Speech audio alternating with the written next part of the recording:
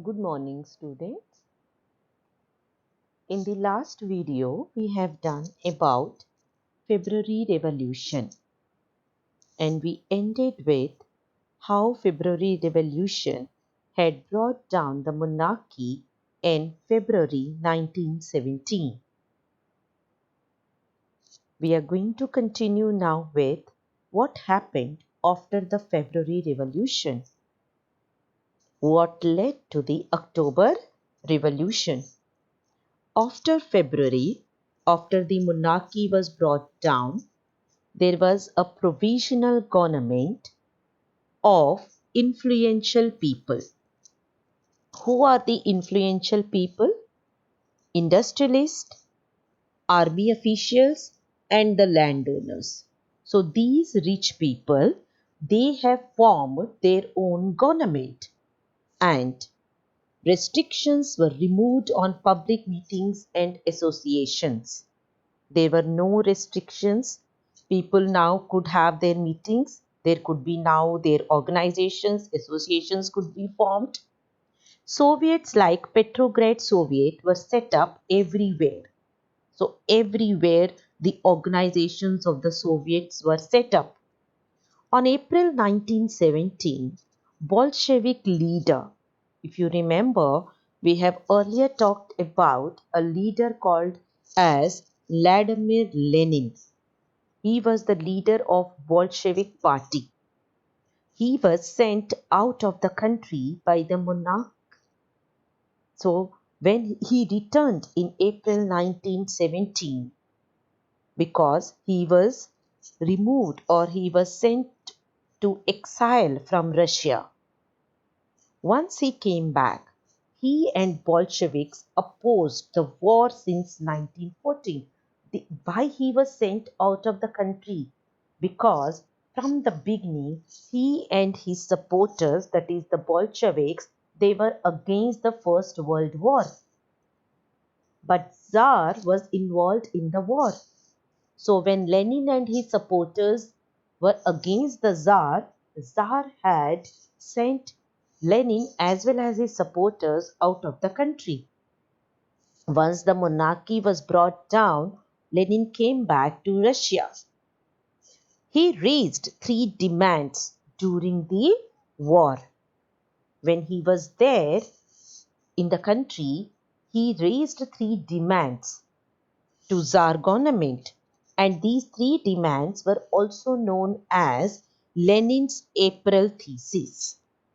They were known as Lenin's April thesis. Now, what were the three demands which the Lenin asked?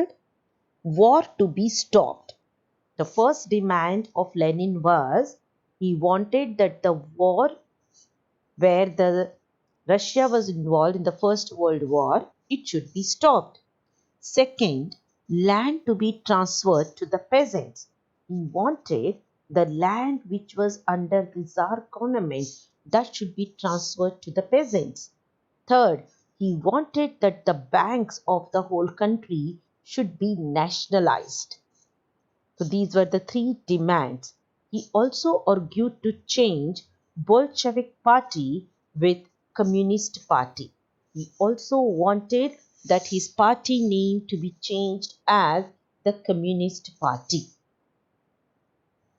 There were some of the Bolsheviks who wanted to support the provincial government, but Lenin and his supporters were not in favor of this type of provincial government, which was basically under the rich people.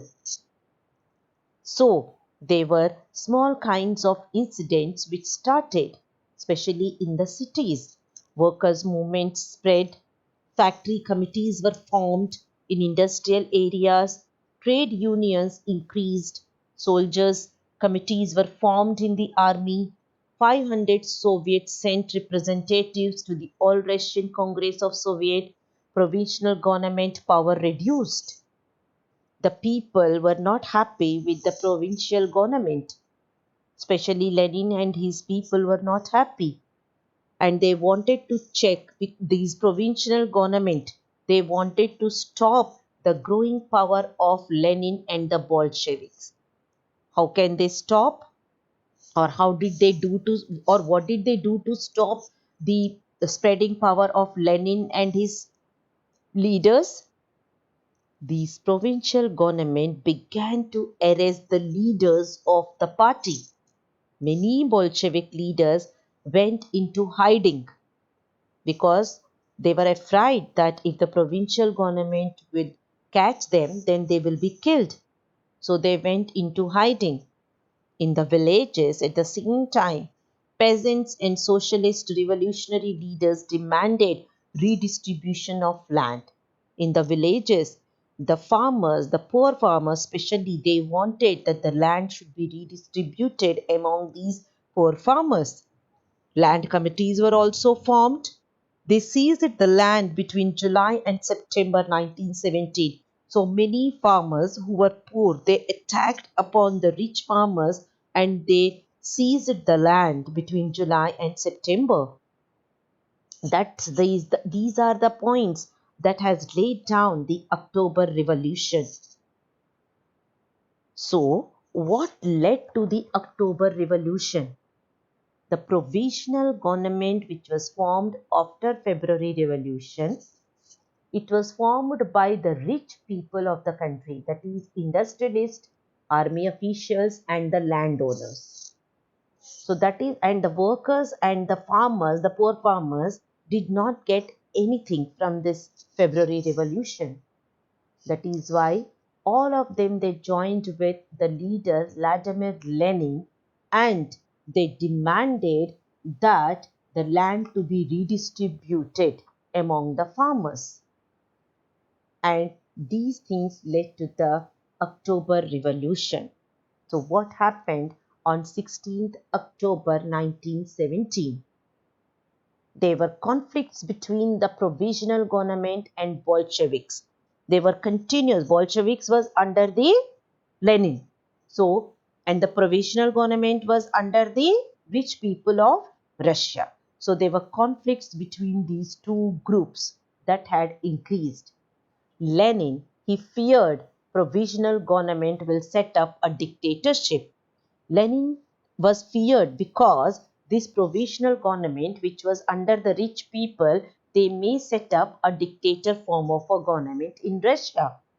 So Lenin wanted to stop this. Bolshevik supporters were there in the army, there were Soviets, and also in factories there were many supporters of the Bolshevik, that is the Lenin supporters. Lenin, what did Lenin do? Lenin had brought all these people. Some were workers, some were peasants, some were in the army. All of them, they were brought together to discuss for an uprising against the provincial government. So against this provincial government, Lenin discussed with these people. So on 16th October, a military revolutionary committee was appointed. What did the Lenin do? He called the representatives of these groups of the people and he had set up a military revolutionary committee. Lenin persuaded the Petrograd Soviet and also Bolshevik party to agree to seize power. He asked this revolutionary committee to seize the power, that is to gain the power by attacking upon the provisional government. So a military revolutionary committee was appointed by the Lenin Soviet under the Leon Trotsky. He is pronounced as Lev Trotsky. So under the Lenin, a leader called as Leon Trotsky, he was the leader of this military revolutionary committee. He was given the charge to organize the seizure. Seizure means attack, sudden attack. So he was given the charge to suddenly attack upon the provincial government and the date of the seizure to be kept secret. And they also planned that when they are going to attack upon this provincial government, the date should be kept quiet completely. It should not be revealed at all. So that's how Lenin planned a seizure along with the help of Leon Trotsky and involved the masses supporters under this leader. It marked the beginning of the Lenin's rule over the Soviet with the other Bolsheviks under his guidance. The Bolshevik Party after the revolution came to be known as the Russian Communist Party. Now, once they planned the uprising or the seizure, the final seizure took place on 24th of October. Sensing now the Prime Minister at that time, that is the country's Prime Minister who was the leader of provincial government, he was Alexander Kerensky. His name was Alexander Kerensky. So whatever Lenin has planned, that Prime Minister Alexander Kerensky, he sensed the trouble. He came to know that there is some trouble going to be there in the country, and he ordered his troops also. Military men seized the buildings of two Bolshevik newspapers. So now both the parties, there was actual revolution started. Even the provincial government leader, that is the Prime Minister who was Alexander Kerensky, he came to know that Lenin has planned a seizure. So when Lenin has planned a seizure, obviously Kerensky also retaliated. So Kerensky finally asked his military men to seize the buildings of two Bolshevik newspapers. So they were seized. Provincial government troops were sent to take over the telephone and telegraph officials and to protect the Winter Palace. The military was mainly sent to disrupt the telephone and telegraph offices so that the Lenin and his party cannot get any kind of they cannot get any kind of support or any kind of information. So that's how they both the parties started fights among themselves that led to the civil war within the country. Military Revolutionary Committee responded by ordering its supporters to seize government offices and to arrest the ministers. There was a ship called as Ship Aurora, which we are going to see in the continuation part of the Civil War. There was a ship called as Ship Aurora, Aurora. It was shelled the Winter Palace. Various military points were taken over. So Lenin and his party, they have finally attacked upon the Winter Palace and took the control over that. And not only the Winter Palace, Lenin and his party, or that is the Bolshevik party, also took control over the military points. Many military points were taken control over there. By the night, the city was under the committee's control. Ministers surrendered. The whole city was under the control of the Bolsheviks, and finally the ministers had to surrender.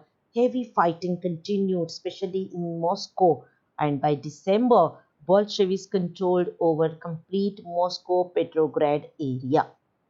The whole of the area was under the control of the Bolsheviks. So that's what is given here, children. Let's continue to read this. The aftermath of October Revolution was the beginning of Russian Civil War, which lasted from 1917 to 1922, with the Bolshevik Red Army triumphing over the White Army. Once securely in power, Lenin enacted decrees that laid the groundwork for Russia becoming the world's first communist country. Once Lenin got the power, he has ordered his parliament to remake the constitution, and he messaged the country that he is going to form the first communist country in the world. The Union of Soviet Socialist Republics was created in December 1922. All Russian banks were nationalized. We are now under the Lenin's rule. All the banks were nationalized and private accounts were confiscated. Nobody could have the private bank account. Church property was taken away because earlier, before the Lenin's government, all the property was in the hands of the church. In the same way, all foreign debt was abandoned and control of factories were given to the government. All the factories of the country, which were earlier under the hands of the industrialists, now were in the hands of the Lenin and his government, as well as all privately held lands, even the lands. Nobody could have their own private land. Everything was under the control of the government. So that's how the effects of the civil war were seen in the country. The lasting effects of the October Revolution and the Russian Revolution was the beginning of Russia as a communist country. So that has started a communist country in Russia. Children, I am repeating this. What changed after the October? First of all, in October Revolution, what happened? After February Revolution, there was a provincial government formed by the rich people of the country. And Lenin was against this kind of dictator rule in the country. So he and his party workers, his party's name was Bolshevik Party, they have planned to attack upon this provincial government under the leader called as Leon Trotsky. He was the military leader who planned this seizure, and sensing a trouble, at that time the Prime Minister Alexander Kerensky, he had asked his military men to attack upon the Bolsheviks. So they were both the sides, the war started taking place. So there was a complete civil war in the country. And in this war, Lenin and his party had won because they have taken a ship called as Ship Aurora, which had attacked upon the Winter Palace, which is the official building of the Prime Minister. And after attacking upon the Winter Palace, all other military points were also taken over by the Bolsheviks. Finally, the ministers had to surrender and Moscow and Petrograd was in the hands of the Bolsheviks. And the Lenin had become the leader. So what changed after this October in Russia was Bolsheviks were totally opposed to the private property.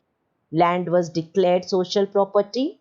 Peasants were allowed to seize the land of the nobility. Peasants were asked that they can take the lands which were in the hands of the nobles.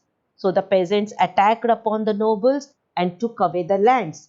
Partition of large houses were done. The big houses where the ministers lived, where the rich people lived, their houses were taken away and the houses were now given according to the family requirements, that is, according to the number of members of the family. Old titles of aristocracy were banned. Now nobody will be called as aristocrats. In earlier days, aristocrats means the rich people. So these kind of titles were removed, and the new uniforms were designed for army and officials. Once the Lenin became the leader, he asked the new designs for the army and officials. Bolshevik Party was also renamed as Russian Communist Party. Bolsheviks conducted elections to the Constituent Assembly but failed to get majority. In January 1918, Assembly rejected Bolshevik measures. Lenin dismissed the Assembly. High Court, though ARCs was democratic than Assembly. That is, the Lenin's government has dismissed the Assembly because the Assembly was no more supporting the Bolshevik government. In March 1918, Bolsheviks made peace with the Germany during the First World War, that is almost the end of the First World War in 1918. Bolsheviks government went into a peace agreement with the Germany. Next few years, Bolsheviks became the only party to participate in the elections to the ARCCs. ARC is the All Russian Congress of Soviet. ARCC is All Russian Congress of Soviet. This all is there in this part, children. Whatever I am telling you, everything is there in this PPT which is shown over here. So, ARCs became the plight of Russia, that is All Russian Congress of Soviet. Russia becomes one party state. Now in Russia there is only one party, and that is your Russian Communist Party. Trade unions were kept under the party control. The secret police, which is also called as Cheka, later changed into OGPU, and NQVI punished those who criticized the Bolsheviks. Now, the secret police was appointed by Lenin, and whosoever was against the Lenin's party, they were punished. Many young writers and artists joined the Bolshevik Party as it stood for socialism and for change. Many young people participated under the leadership of Lenin. They joined this party because this party wanted a change in the country. Party encouraged censorship also. So in 1918 to 1920, let us see the effects of this civil war further. Russian army began to break up when Bolshevik ordered land redistribution. Now what happened once the Lenin has ordered the peasants to take away the lands of the rich people, there was a difference in the opinions, due to which even the Lenin's party started getting breaking up. Many soldiers who wanted land distribution went away and broke away. Non-Bolshevik socialists, liberals, supporters of autocracy condemned uprising led by Bolsheviks. Bolsheviks were taking the lands forcefully. They were taking the properties of the people forcefully. So many people, the rich people, especially those liberals, some of them were against this kind of seizure which was done by the Bolsheviks forcefully. So autocrats or the rich people were against the Bolsheviks. Their leaders organized troops to fight Bolsheviks. We are now heading towards another civil war, children. That is now autocrats, that is the aristocrats, now trying to attack upon the now they were trying to attack upon the Lenin's government. So during 1918-19, Russia was controlled by the Greens and Whites. So different names were given to these troops of the people. For example, the Reds, the Bolsheviks were called as their army was called as the Reds. Then we have Greens, Socialist Revolutionaries. Whites were the pro-Tsarists. So they all were named differently, and they were backed by French army, British army, and Japan troops. The rich people's army. The rich people's army. They were supported by the France, America, Britain, and Japan, because children, no European country wanted any kind of civil war in the country. Nobody wanted a communist form of government in their countries, because communist form of government is in the hands of the workers and the common people. So the rich people would never like to have this kind of a government in their country. So the army of America, army of France, army of Britain, army of Japan were against the Lenin and the Bolsheviks. So this is what again we are going to study in this part of the PPT which is shown over here.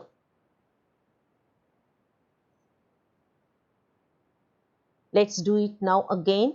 The Bolsheviks kept industries and banks nationalized. which we have done, they permitted the peasants, they asked the farmers to cultivate the land, and that had been socialized. The Bolsheviks used confiscated land, that is forcefully taking of the land from the rich people, to demonstrate what collective work could be. A process of centralized planning was introduced. Officials assessed how the economy could work and set targets for a 5-year period. On this basis, they made 5-year plans. The government fixed all the prices to promote industrial growth. Now, the Lenin and his government fixed the prices of all the goods produced in the country. Centralized planning, that is the government, central government planning led to economic growth. Industrial production also increased. New factory cities came into being. So the condition of Russia slowly began to improve under the Lenin and his government.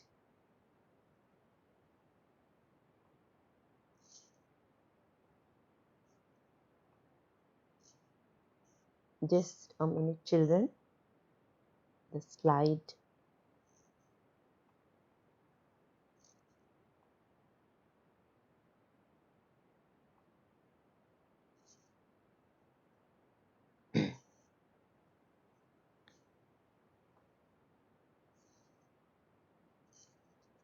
The government fixed all the prices to promote industrial growth during the first two plans.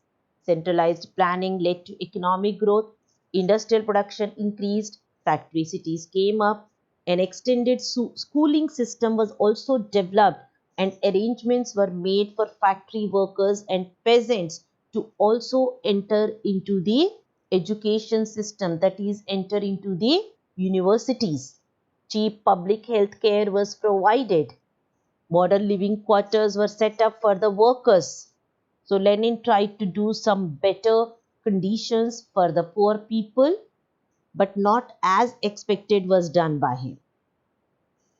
And Lenin also thought of a collective method of cultivation, which is called as collectivization also.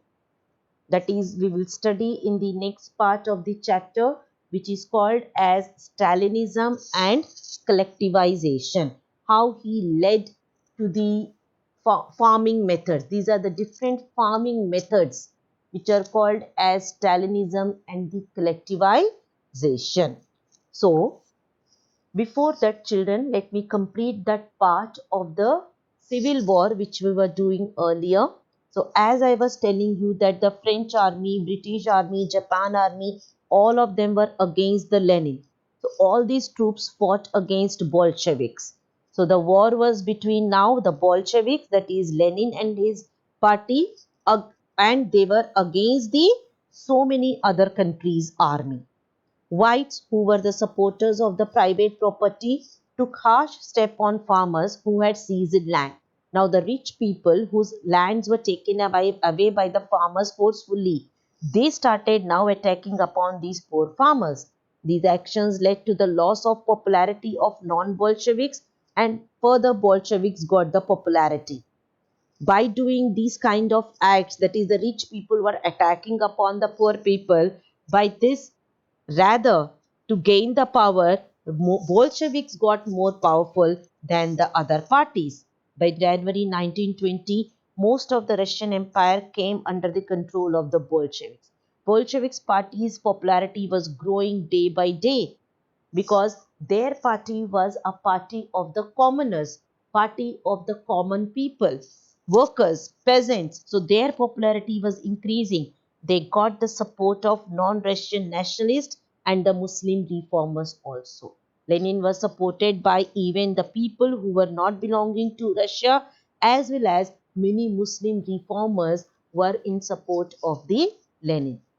But when in Central Russia, Bolsheviks brutally massacred local nationalists in the name of defending socialism, many were confused what the Bolshevik government represented. To solve this problem, most of the non-Russian nationalists were given political autonomy in the USSR, the state Bolshevik had created from Russian Empire in December 1922. Bolsheviks were only party successful in winning over different nationalities, as the Bolsheviks had forced the local government to follow certain unpopular policies. It is the Bolshevik government children which became so popular even among the different nationalities, because they never forced them to follow the same religion or the same culture. So that's how this has happened. And then we have already done making a socialist society. This part of making a socialist society we have already covered up. That is what all decisions were taken by the Lenin once he came into the rule. That is what we have already done. So in the next video, children, we will cover up this Stalinism and collectivization. That's all, children. Have a good day.